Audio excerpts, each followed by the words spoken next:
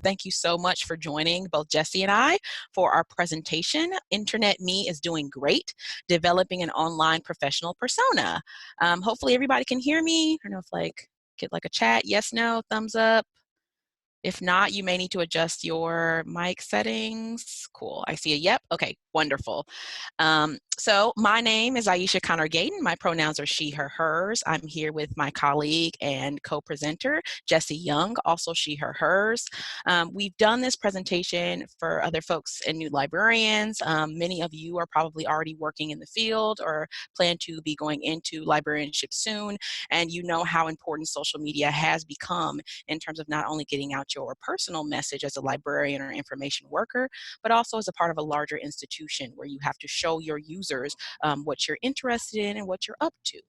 So we're going to go over a few things here to kind of help you maybe realize some of what that might mean, especially with all the options that you have today. So just so you know what's up next, we're going to talk and do a couple polls throughout our presentation today. We use Poll Everywhere. Jessie has shared that link in our chat as well. But we want to know the sorts of things that you're already using. We'll talk about social media engagement and some of the personas that you may or may not want to take on. We'll talk digital portfolios, what kind of content goes into that, and then we'll hopefully have some time to talk about the values and social media use that we have as information workers.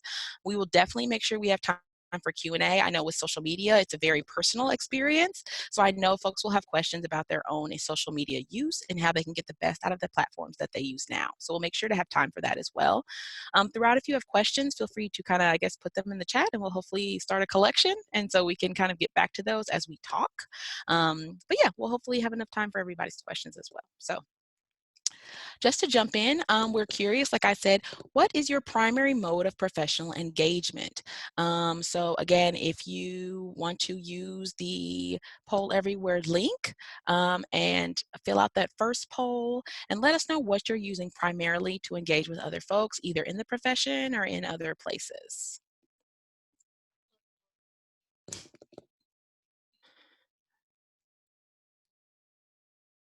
Oh, there we go. All right, cool. We can kind of see them as they roll in.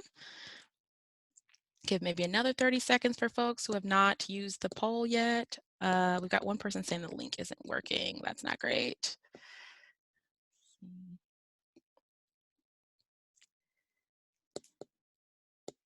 Still open. Okay, so it looks like most folks are employing LinkedIn. Knowing what I know about LinkedIn, that makes perfect sense. It's supposed to be a social media for professionals.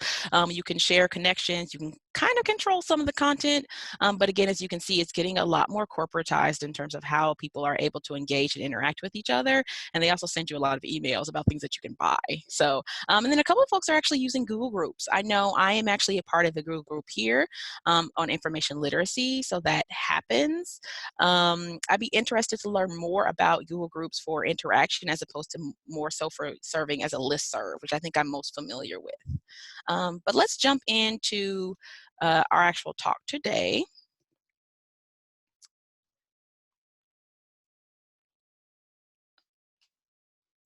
Just I don't think here.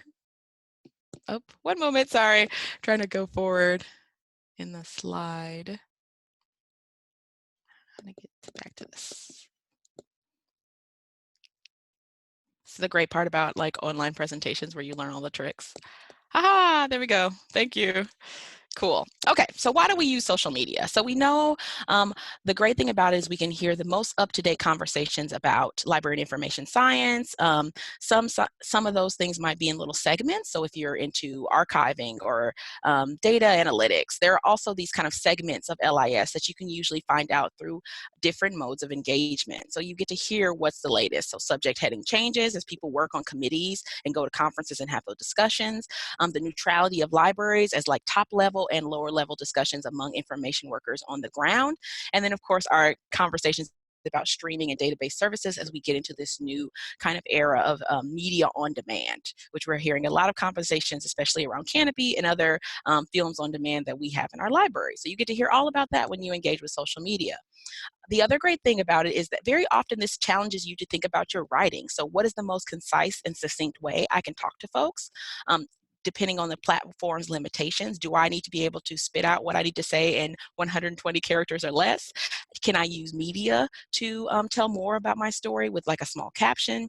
These are sorts of things that social media challenges you to think about the ways in which you're expressing yourself using words and images and sometimes video. So it's a new kind of area that I think a lot of folks don't think about in terms of their writing praxis. Also, of course, when you go to conferences or you plan on maybe going to a conference and you're not sure what's happening there, you can not only say that you're going to be there, like I see people put that in their bios all the time, I'm at ALA annual conference, or that they plan to go to a conference, or get insight about conferences that you see posted on social media. Very often those are going to be handled by people who are either organizing the conference or the institution. So sometimes you can have a conversation just via social media about the expectations and outcomes of a conference that you're interested in going to. Especially as a student, I highly suggest taking advantage of all the different conferences that are available. Most of them have scholarships or some sort of fellowship in place where you can get reduced or free registration as a student. So take advantage of that. It's really fun. You usually meet other students, and being kind of the learner in the situation where you're like, I'm a student, people are always very ready to talk to you about what they do, which is really exciting. And then lastly, name recognition, like all fields, does matter in LIS. You've probably seen the same couple names when we talk about some of the emerging topics. People who are always very involved or very active, people do recognize them from social media, and they do get in touch with them in person. And that does have an impact on how successful you can be if you're especially someone who wants to go into leadership and management. In addition to your skills and values that they look for, having an active social media engagement presence may have some impact on whether or not they think you're right for a role in higher administration. That does matter. Unfortunate, I think, to some degree, but true. So these are all reasons why you want to get on social media and engage. So who do you want to be exactly when you get on social media? So that's another thing that you can kind of think about. So in terms of personas, there's a couple ways you can look at social media engagement. So this is from a 2012 study called The Academic Online. So it's applicable not only in our field, but across other fields by Barber and Marshall. And we do have this in our bibliography for this presentation, and we will make sure that we share the slides out with folks.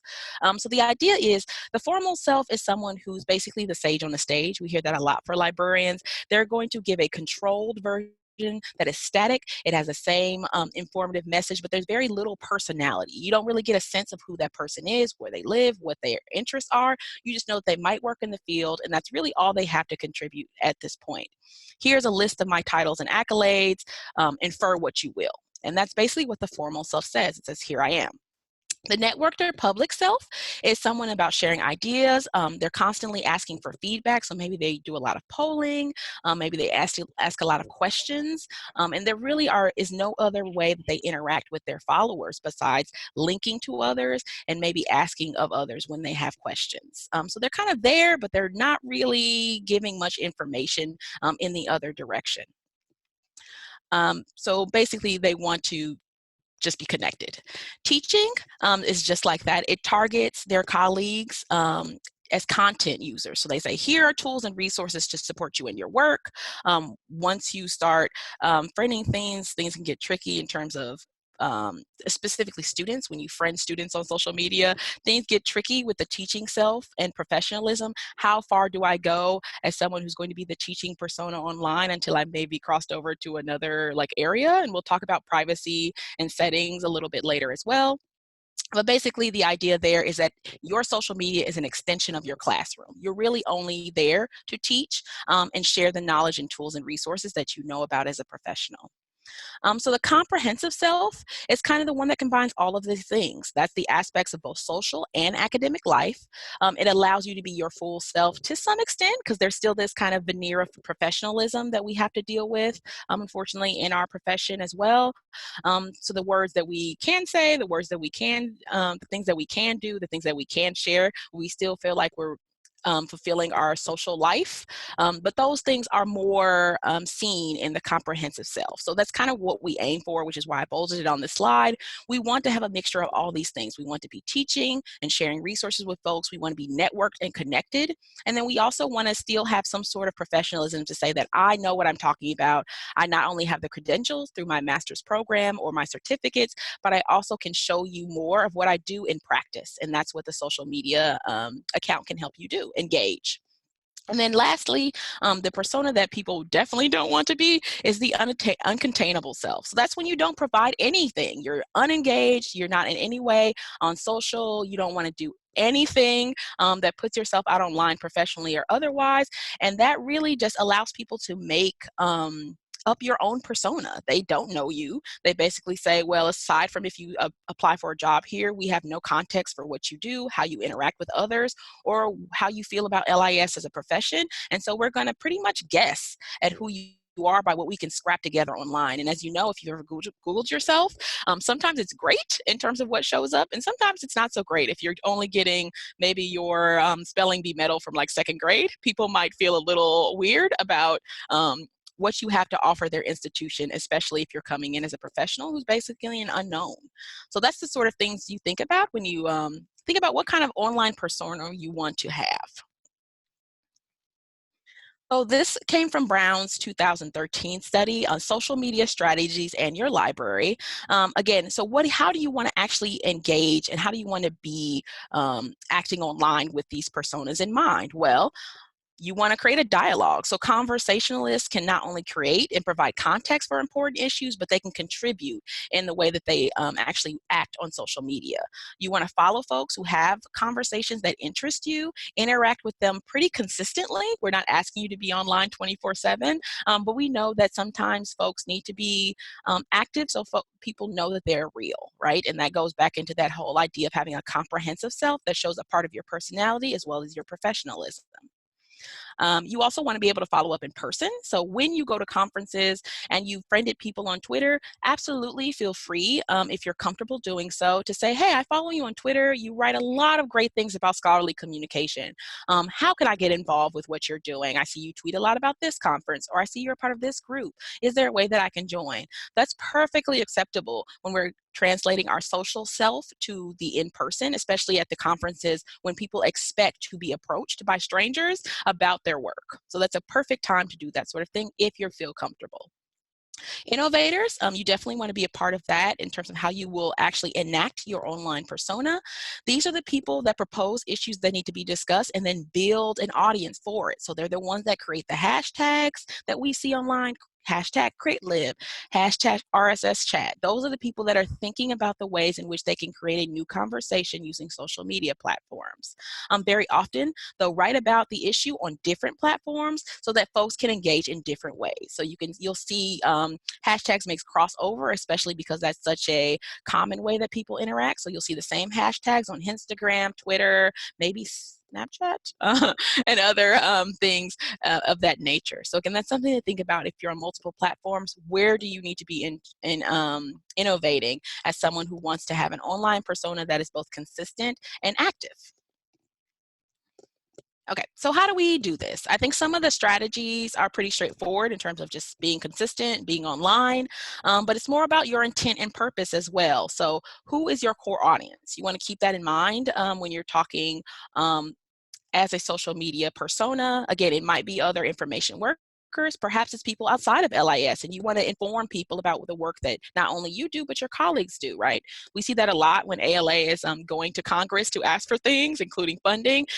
We see an outpouring of information workers who are like, hey, strangers who are not in LIS, this is why libraries are important.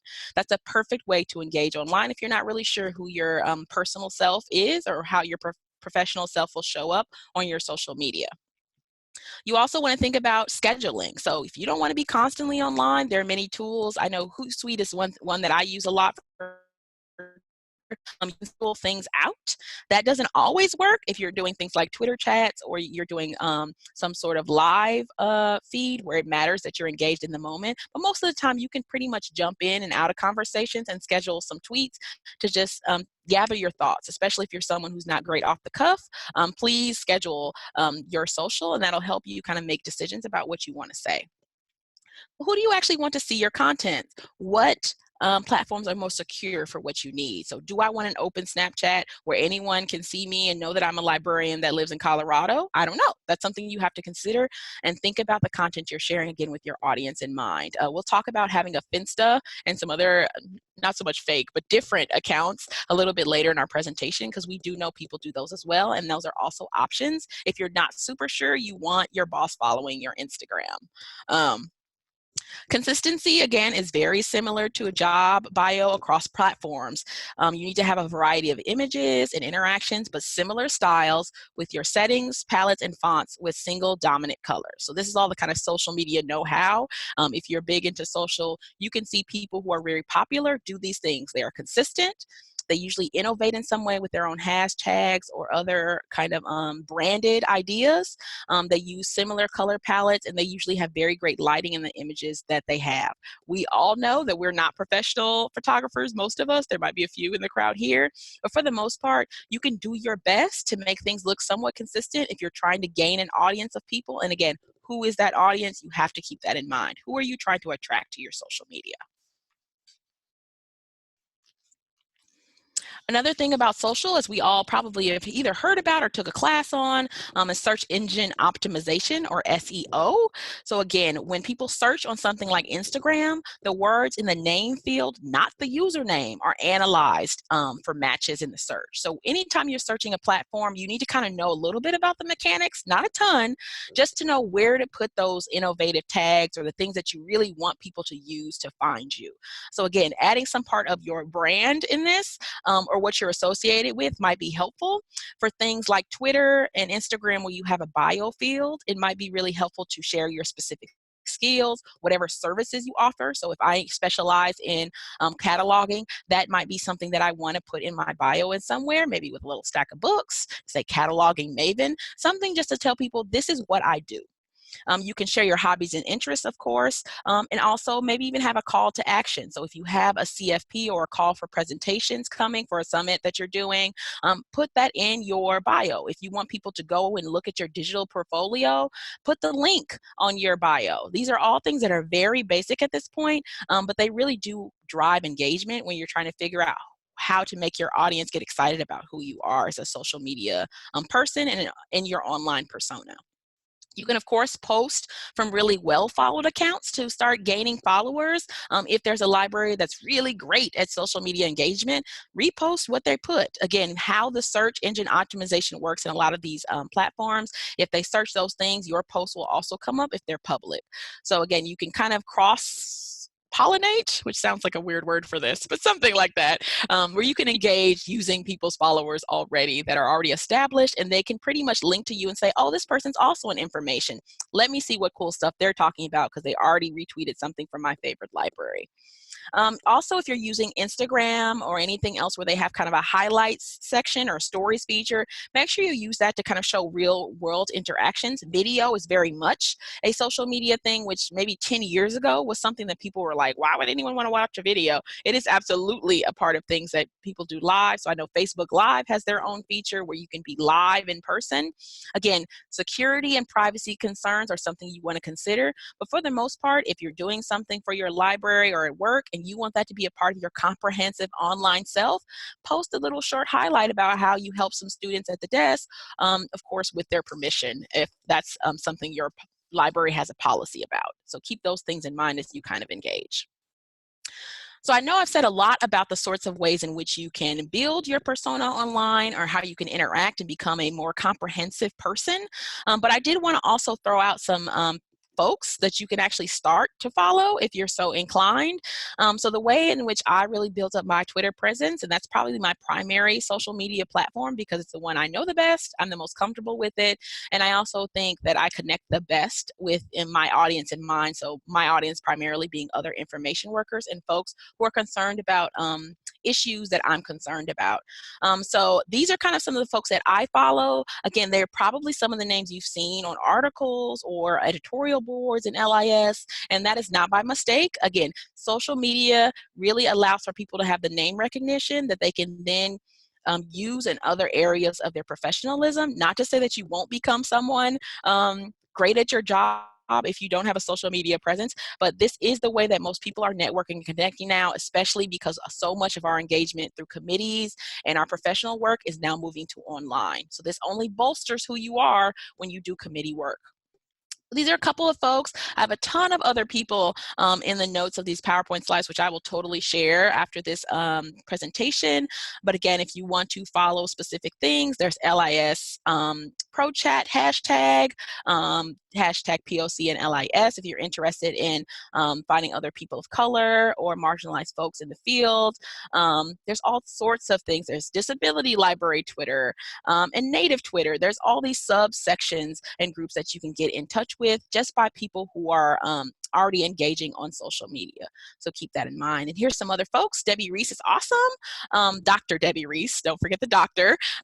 So she's an Indigenous scholar, teacher, librarian, information worker, very, very involved in children's literature. So if you have not read any of her pieces, please do so.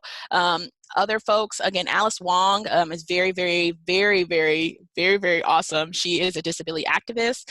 She's not necessarily LIS, but when we talk about the other things that affect our field, again, because we have a community of users we have to keep in mind, this is the kind of stuff where you can get interconnected with people who are not necessarily information workers, but they have very valid points and often are very good about engaging online and being very consistent with their content. So retweeting some of these folks, reading their threads is a great start to kind of getting involved with the online platform.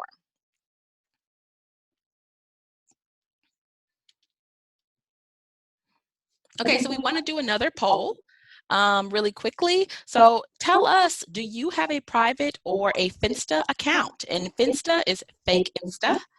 And then how do you share your professional experiences?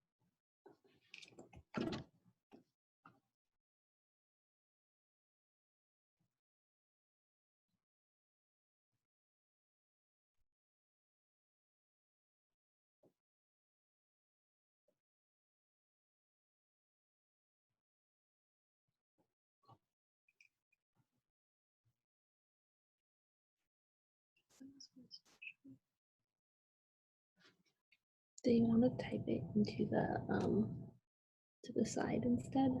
Okay. Oh. Hi, y'all. I think our poll EV is not working, but would you like to type your responses on the Zoom chat on the side?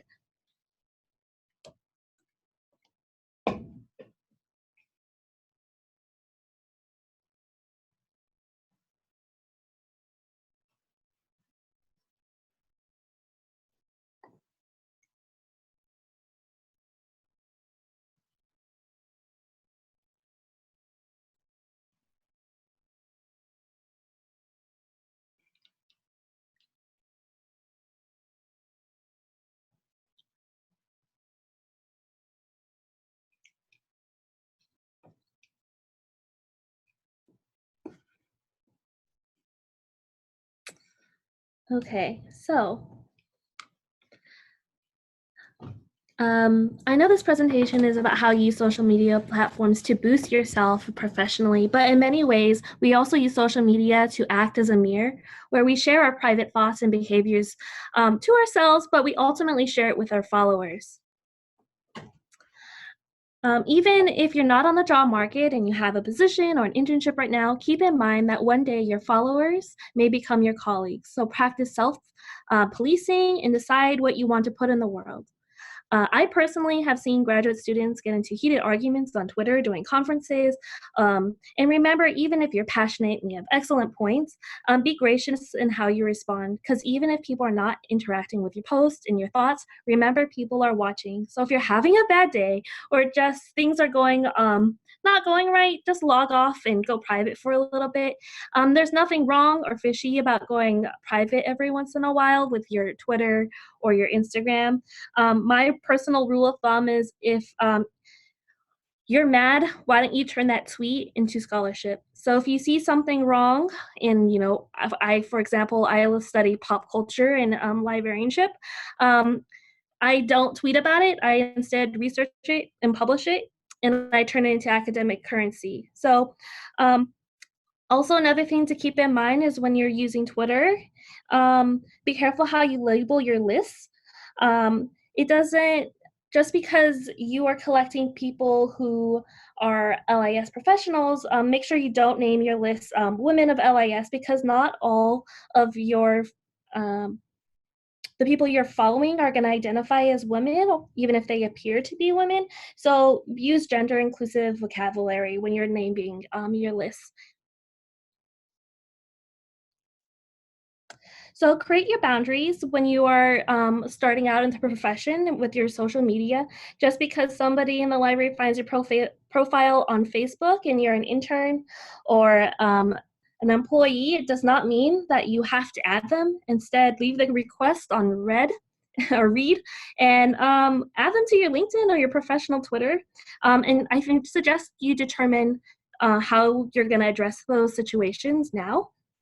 But always, always remember that your friends in graduate school can easily become your coworkers. So the label between follower and friend is fluid. So attempt to monitor what you post. So moving on, switching gears, today's business card is your digital portfolio. We add these to our social media profiles, resumes, and email signatures. And I think, San Jose, you have to create a digital portfolio. If I'm not correct, I didn't go there. So, but I think this is extremely useful because you've already got this done. But you can make a free digital portfolio using Wix, Google Sites, Weebly, WordPress, or About Me to share what you do and all of your scholarship that you're working on. So why build a digital portfolio? It's an opportunity for you to share your vision and your origin story. Tell readers what you're all about and what aspects of the profession you're passionate about. And I believe this builds trust and relevancy. Upload your scholarship, demonstrate your skills. My personal website includes a zine that I made about digital preservation and how it's been handed out at multiple conferences. But it's really important that not only can you share where you've worked, but what you've been able to produce to show the impact that you have if you're going to academic librarianship. So share your conference presentations, share your research posters, share your journal articles, and even if they're works in progress, share links to your blog posts and assignments from Project Cora, which is an open access assignment portal, and handouts and other documents to show that you can do the work that you're applying for. And then you want to amplify yourself. So one thing I suggest you do to your personal website is that you attach Google Analytics so you can assess your impact. These statistics can be used to measure your impact and enhance your annual review or promotion package, because you can tell them exactly how many times your scholarship has been shared.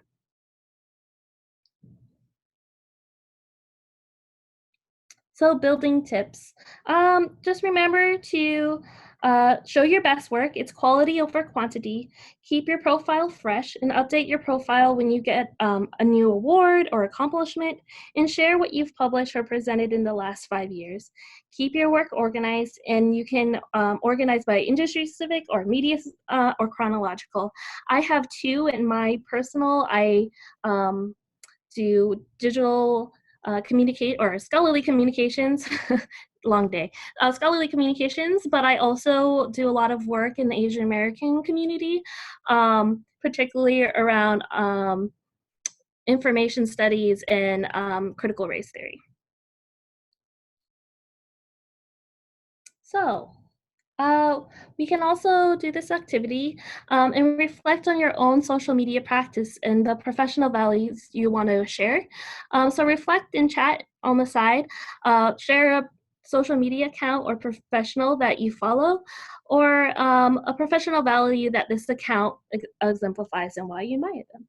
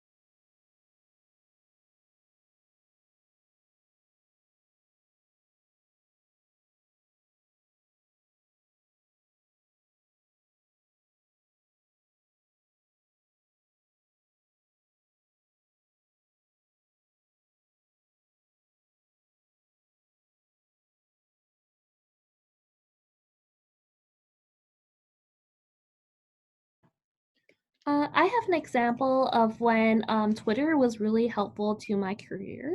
Um, when I was unemployed and in between grad school and a job, I tweeted out my research poster. I was standing in, what was that conference? I think it was like National Diversities and Libraries Conference, and I was standing in the hall and nobody was talking to me, so I tweeted out a photo of my poster, and all of a sudden everybody was coming to visit me.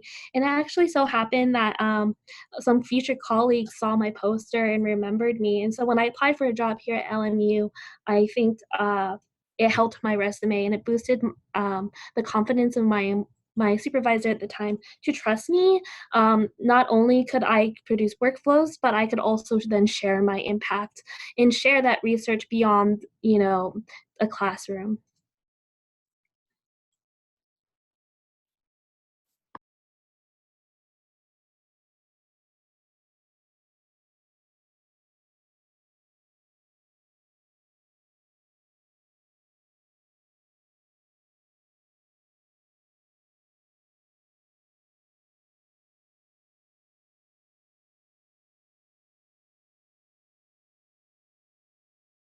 Okay, so thanks to everyone who kind of chatted us about their social media usage and values. If you don't know about this or you're kind of developing your social media practice, do not be afraid. Like I put in the chat, we're all kind of figuring this out together. Again, you're already a part of an online community when you decide to engage with social media. Um, who and what you do in that space is completely up to you. Um, I will say there are instances where folks have been attacked and doxxed and some other things. There is literature on that in terms of how folks have dealt with that pushback before. So again, even when you put yourself out there and you have some maybe negative reactions, which absolutely happens online, there are people who have the knowledge and expertise to kind of say, this is your next step. So just know that even if something bad happens, you do not have to take yourself out of the space unless you need to for your own mental health. And that's perfectly acceptable. Again, turning that account to private when you need to, perfectly fine to do. No one will judge you for it, and then hopefully you'll be the better for it. So before we wrapped up today, I want to make sure one that everybody has our slides. So I'm going to actually share our whole presentation today with folks in the room. In the notes, I have some of the social media accounts that I follow. Like I said, I'm a big Twitter user. There are some Instagram examples as well, and of course, there are other ways that you can interact with people. But I want to say the majority of, from what I've seen as a new librarian, it's mostly been through Facebook, Instagram, and Twitter usage. As we saw in the chat, people are connecting on LinkedIn, and there are folks who are using Google Groups. But again, in terms of the actual comprehensive self for your network, teaching, sharing resources, and hearing new information, those three seem to be the kind of top choices for most information workers who are kind of out there today. So just keep that in mind as you choose your platforms. So thank you for listening to both Jesse and I. Thank you to the strangers who made the resources that we use today, and those are also at the end of our presentation. I guess we'll have time for questions.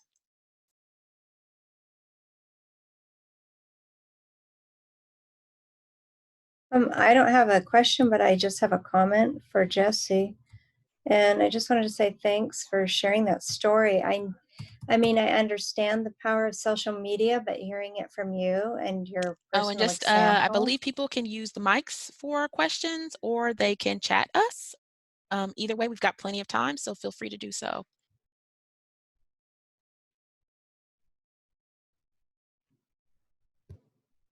Oh, can you hear me? Yes, I can hear you. Oh, okay. Well, I wasn't sure if you had heard before when I was saying about your story, and thank you for sharing, because I enjoy using Twitter, but I never really connected it with, I guess, finding employment, and hearing your story just made it more accessible, and it just illustrated the power of social media to me in a very direct way. Yeah, I think it's really important to share your wins, especially on social media. It could be as small as like, look, I got accepted to this presentation, but nobody's here, but that's cool. I'm here. So, and to draw attention to yourself that way, I think is great. I also have been able to connect with the other fellows and Library Institute programs.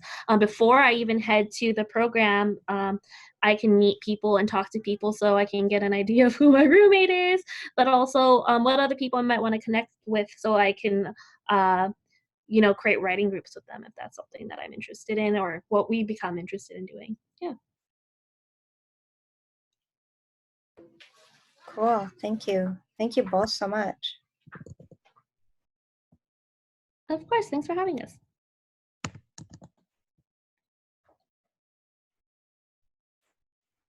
Any other questions through either chat or feel free to jump on the mic?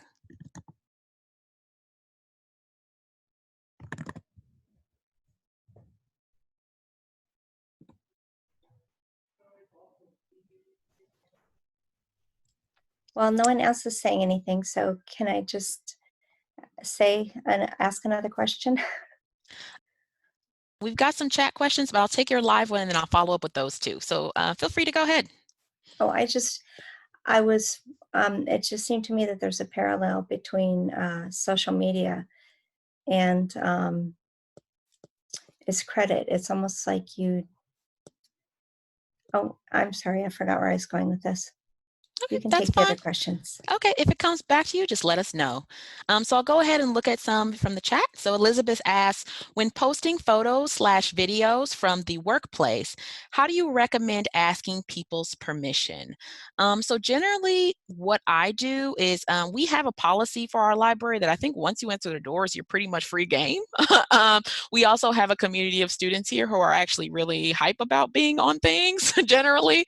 But I tend to try to avoid showing people because I don't want to be responsible for any sort of repercussions or any sort of weird online interactions that happens with other people's kids. So I tend not to do that. If I was going to post or I have been asked to take pictures for assignments as a librarian on duty at the reference desk, I always ask permission first. And I think that one-on-one to just say, hey, I'm going to post this on social. Do you want me to tag you? Or would you mind being in this picture with me? I'm going to post it on Twitter, which will be public. Most people are actually pretty cool with it. Actually, I just heard a podcast about, I don't know if anyone listens to Hidden Brain, and the whole thing was about how we are afraid to ask people questions and ask for things because of our social anxieties, and they're literally going through the exact same thing at the exact same time. So yes, please talk to your community. If there are folks around you and you want to take pictures, just ask their permission. Most people are okay with it. The next question comes from Michelle. What's the best way to tie in iSchool blogs to the social media mix? Any medium for getting published? So do I understand correctly when you say you want to publish, get published on a social media blog? I mean, a school blog of some kind?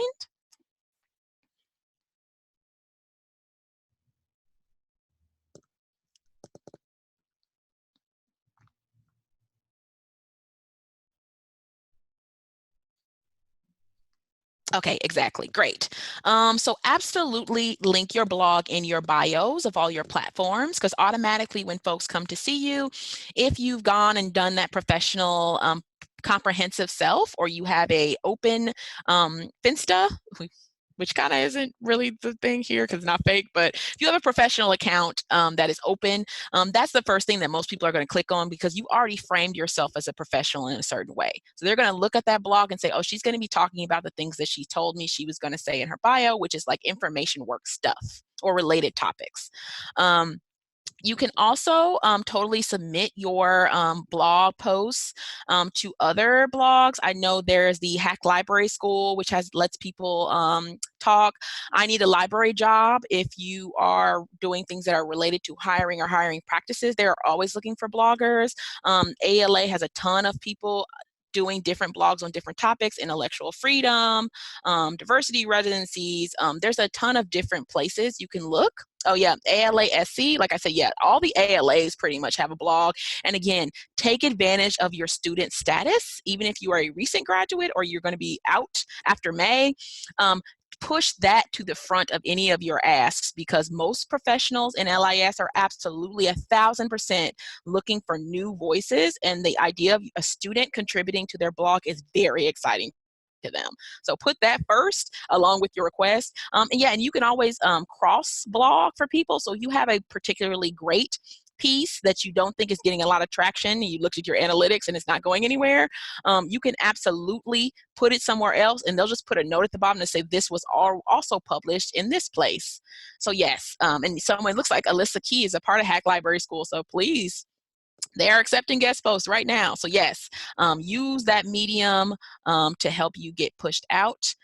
Medium as a platform, so that's the blogging platform.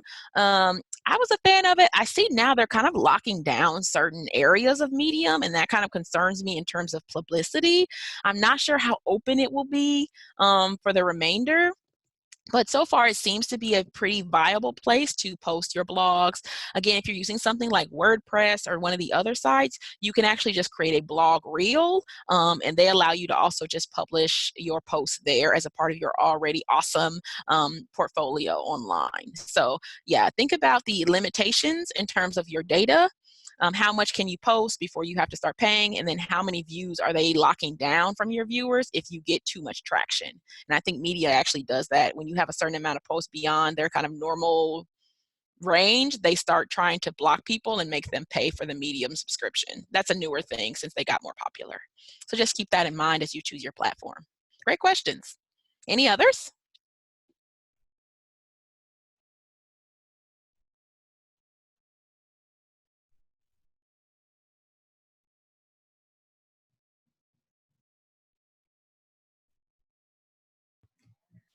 So maybe I can finish mine now.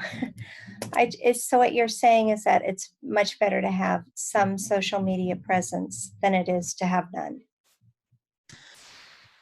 I'd hate to be that person, but I think in the landscape of librarianship as it stands now, and I would say I'm speaking also from the context of academic librarianship specifically. Yes, having something outside of LinkedIn, because again, LinkedIn can be pretty static unless you're like DMing or direct messaging people in LinkedIn and asking them questions and kind of creating a network. It's a pretty static place. It's not really that social, even though they claim that's what it's for. And again, this does not have to be high level interaction, but it needs to be fairly consistent. And you can even plan out your post using Hootsuite or some other tools. So you don't have to feel like you're living online, but you should be kind of paying attention, just because this is kind of a part of what it means to be a part of an information network. Is you're going to want to know what people are talking about and the latest trends. So as a part of that, you should be kind of looking out on various platforms anyway. So if you have to be there, you might as well be a part of the conversation. So yeah, it would be preferred to have at least one profile somewhere that you're kind of interconnected to.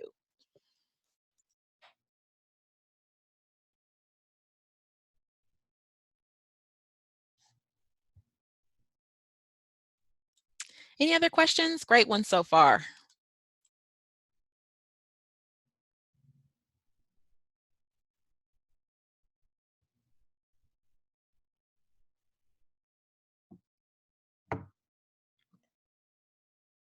Well, if we don't have any other questions, I'd love to take a moment to thank Aisha and Jesse for joining us today. It was such a fabulous presentation, and I know that I have some action items from it for my own social media accounts and social media presence.